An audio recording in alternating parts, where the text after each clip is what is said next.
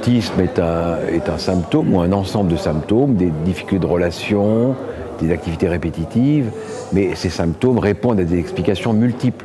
Donc c'est un trouble de la relation qui peut répondre à des mécanismes innombrables. On en connaît pour le moment 250, il y en aura peut-être des milliers. Donc des causes multiples, une conséquence unique, et je crois qu'il faut répondre à la question de la cause pour mieux traiter justement les conséquences. Et donc on n'aura pas un traitement, mais de multiples traitements. C'est spectaculaire parce qu'on arrive au diagnostic pour le moment dans 25% des cas, bientôt 40%, mais c'est pas 40 fois la même chose ou 25 fois la même chose. C'est 25 enfants différents avec chacun une maladie différente de son voisin. C'est ça qui est fascinant, c'est que le symptôme est le même, c'est un trouble autistique, mais les causes à l'origine et donc les traitements, les ripostes sont toutes différentes. Chaque enfant est singulier.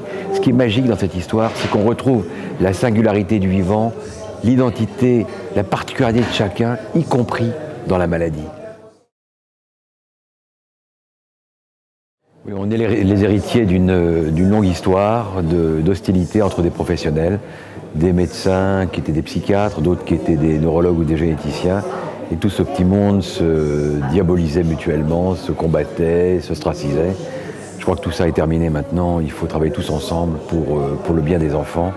Et c'est plus le moment des empoignades idéologiques, il s'agit maintenant de faire des diagnostics et de trouver des traitements. Je pense que si nommer la maladie et lui donner le nom d'un gène ou d'une anomalie chromosomique, ça aboutit à la disqualification des uns et à la victoire des autres, on aura perdu. Il ne s'agit pas de faire gagner les uns ou perdre les autres, il s'agit de travailler tous ensemble.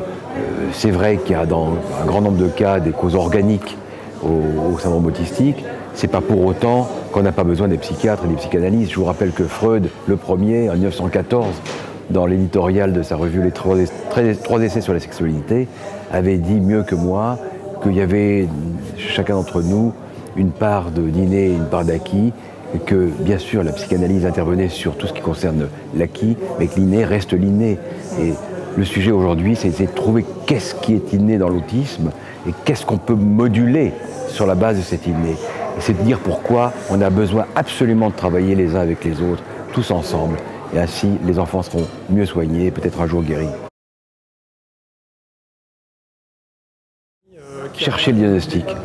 Trouver quelqu'un qui se donne les moyens du diagnostic. Parce que nommer le mal, c'est déjà commencer à le traiter.